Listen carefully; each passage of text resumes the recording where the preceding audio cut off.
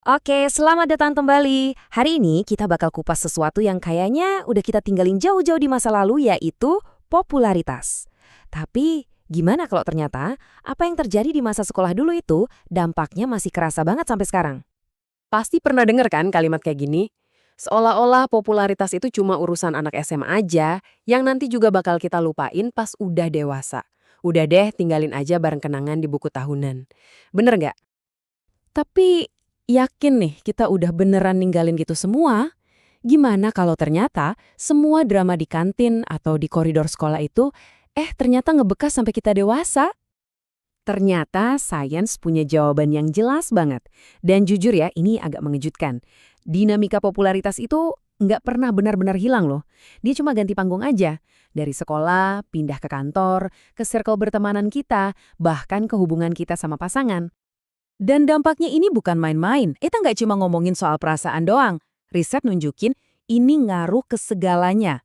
Kebahagiaan kita, gaji kita, sukses di karir, sampai kesehatan fisik. Dan yang paling gila, coba lihat poin terakhir itu. Bisa sampai ngubah DNA kita. Serius. Yuk kita bedah lebih dalam. Oke. Jadi gini, kenapa sih kita sering salah kaprah soal ini? Karena ternyata pas kita ngomongin popularitas, kita itu sering nyampur aduk dua hal yang beda banget. Nah, ini kuncinya.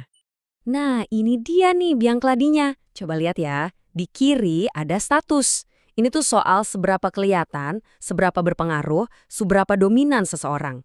Bayangin deh, kapten tim basket atau geng cewek paling hits di film-film. Nah, di kanan ada yang namanya ketersukaan atau likability. Ini bukan soal dilihat, tapi soal disukai.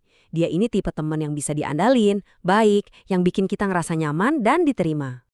Biar kebayang, kita pakai contoh nyata ya. Ada cewek namanya Alexandra Court, si it girl di sekolahnya. Statusnya, wah tinggi banget.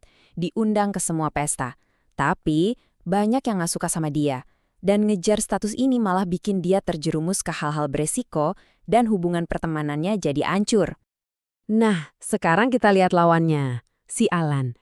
Dia ini mungkin gak sekeren atau sekelihatan Alexandra, tapi dia disukai banget sama orang-orang. Sampai-sampai temannya Bilal, waktu dia presentasi proyek, Dewan Ota itu bukan setuju karena datanya, tapi karena mereka percaya dan suka sama Alan.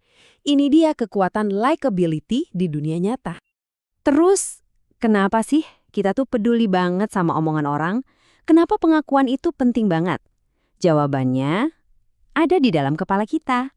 Yuk, kita intip sedikit cara kerja otak kita. Ini pertanyaan dasarnya. Kenapa sih satu like di Instagram atau sekedar senyuman dari temen itu rasanya, ngena banget. Ternyata, ini udah setelan pabrik dari biologis kita.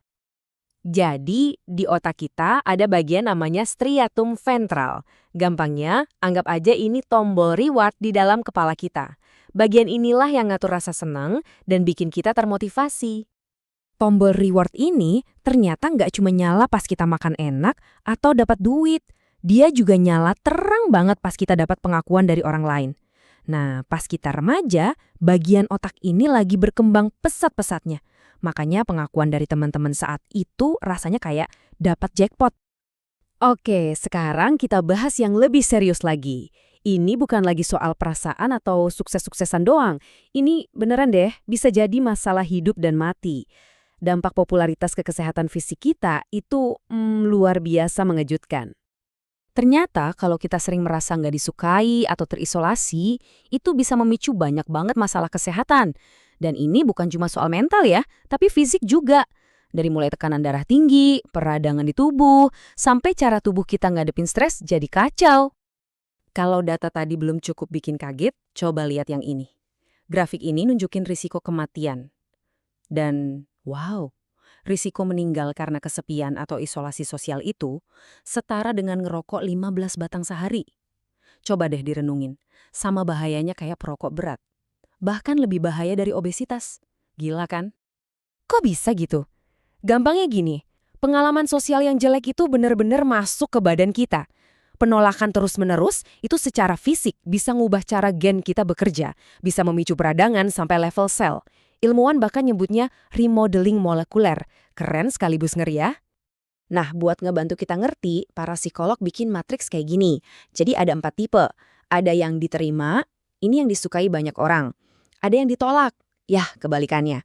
Terus ada yang diabaikan, yang kayak nggak kelihatan gitu. Dan terakhir, yang kontroversial. Disukai banyak orang, tapi dibenci juga sama banyak orang. Nah, kita semua kemungkinan pernah ada di salah satu kotak ini. Oke, setelah kita ngerti masalahnya, sekarang kita ngomongin solusinya. Kabar baiknya adalah kita tuh nggak ditakdirkan buat kejebak di peran sosial kita yang dulu-dulu. Kita punya pilihan. Pada dasarnya pilihannya cuma dua ini. Kalau kita ngejar status terus, ujung-ujungnya seringkali kecemas, depresi, dan kesepian. Sebaliknya, kalau kita fokus ngebangun ketersukaan atau likability, jalannya mungkin emang lebih pelan. Tapi ini jalur yang lebih pasti menuju kebahagiaan dan sukses yang beneran. Dan ini, menurut saya, pesan paling penting dari semua ini. Disukai orang itu bukan bakat dari lahir, itu skill, sesuatu yang bisa dilatih. Sama kayak kita belajar main gitar atau bahasa baru. Caranya, dengan milih buat kerjasama, tulus menolong, dan bikin orang lain merasa dihargai. Ini pilihan sadar yang bisa kita ambil setiap hari buat nulis ulang cerita kita. Jadi pertanyaannya, balik lagi ke kita masing-masing. Status itu soal gimana caranya biar kita jadi pusat perhatian.